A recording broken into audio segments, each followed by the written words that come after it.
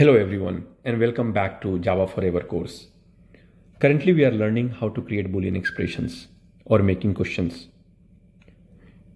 In today's class we will focus on OR operator.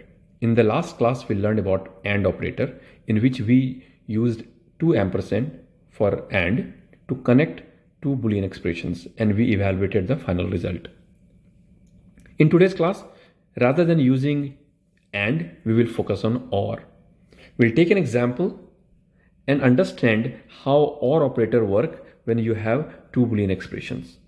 So let's say we have a problem statement here in which we are saying, if I am hungry or if I am with my friends, I will order a burger. What I'm saying here is, this is one expression, as you can understand, hungry or not, right? And second expression says, with my friends. If one of these cases is true, because they are connected using OR, as you can see here. If one of these condition is true, I am going to order a burger. And you can play with your own example, where take two expressions, connect it using OR, and then play with the data and give different values and see what really happens. So in this case, you can say first expression is hungry double equal to true. And in another one, another variable with friends equal to true.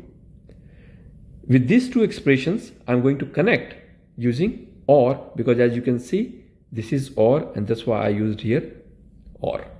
So hungry equal to true, or with two pipes. That's how you do it in Java. And with friends, another variable equal to true. Now, what should be the final result of these two Boolean expressions? We will learn this using a truth table again. And it's relatively easy. We will take this same example and we'll say what happens when we play with the data. We'll learn more about it. Let's say I am hungry. Let's say I'm hungry today and I'm also with my friends. Should I order burger? The answer is yes, because I said at least one of these has to be true. So answer is true. I'm saying I'm hungry today, but I am not with my friends. I'm alone.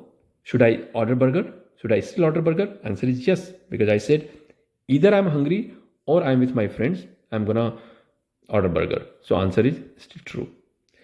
I'm not hungry today, but I am with my friends. Should I order burger? Yes, for my friends. I'm a nice man. I'm gonna order burger for my friends too. And the answer is true. But I am not hungry and I am also not with my friends. Should I order burger? Answer is no, because none of the two values, at least one has to be true. So both are false. So answer is false. This is false. Right? This is how I used a truth table. I used two Boolean expressions and I played with different values. See, a Boolean expression will have two possibilities. And this one also will have two possibilities. So total there are 4 possibilities in which you can see the answer yes or no. But the key point here is that, as you can see in the Boolean expression here, that when both are true and connected by OR, you get true.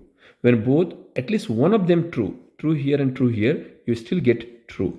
But when both are false, then you get false, which is exactly opposite of what we saw in AND operator. Here the keyword is at least one has to be true, then it will be true. So you can see at least one is true. In these 3, majority of the cases, the answer is true. Only one case when answer is false. If you remember, in the AND operator, all 3 were false, one was true.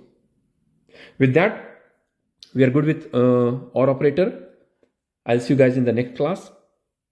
Definitely go ahead and practice. Take some of your own examples. Play with different values of the data so that you feel comfortable. When you are when you're writing a Java program, you will be more confident in translating these type of requirements into code by using Boolean expressions. Thank you again, and practice, because practice is the only way to learn coding. Thank you. Thanks for watching. Do subscribe and press the bell icon for more videos.